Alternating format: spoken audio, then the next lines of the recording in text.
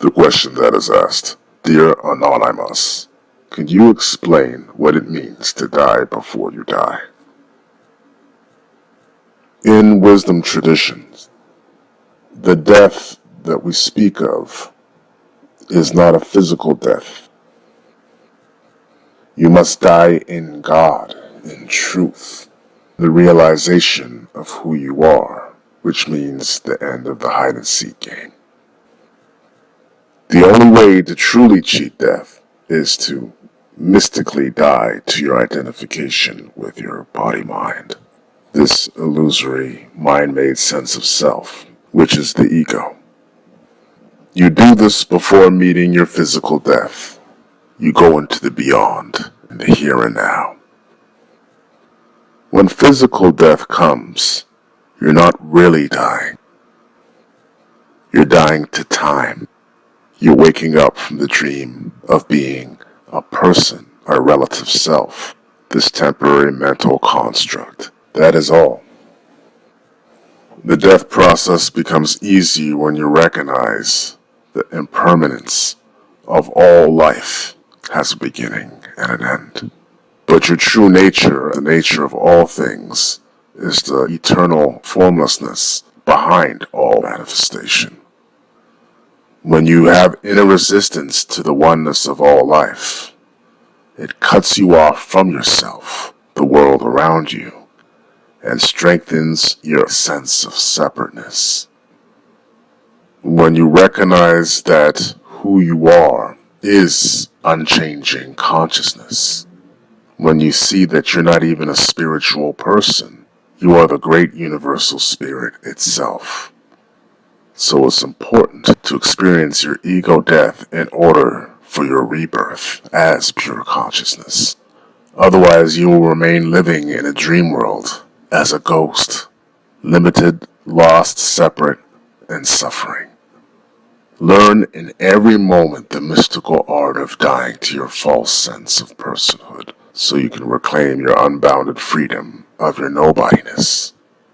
No name, no form, no self, vast, empty, with the potential of fullness.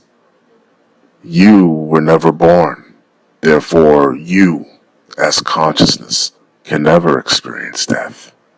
You will watch the passing of the physical form and the personality deconstruct and fall away, but your true eternal essence will always remain as the background changeless watcher, the observer. At the death of your body, you do not leave this world of name and form. The world simply disappears back into the undifferentiated universal self. Your physical avatar is either logged in or logged off this neural active simulation. This material existence that we live in is nothing more than a convincing sensory illusion. In other words, it is a mental projection.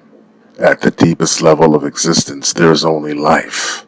Life is simply universal energy taking on the short-lived appearances of form. The kingdom of heaven is not found in some idealized future after death, according to theology. It can only exist within the timeless continuum of the here and now. Unbounded peace, love, joy, wisdom, freedom, and creativity are available to all those who surrender to their greater source identity, the unified field. This timeless now is all there is and will ever be. So when we fall short of recognizing this, we get caught up within conditioned thoughts. It is only the discriminating mind that creates the phenomena of space, linear time, and subjective distinctions. This is the illusory subject-object split of a before and after, which creates polarity, birth, death, past, future, you, other, good, bad. But behind your mind, everything remains the same, unchanging, timeless, pure.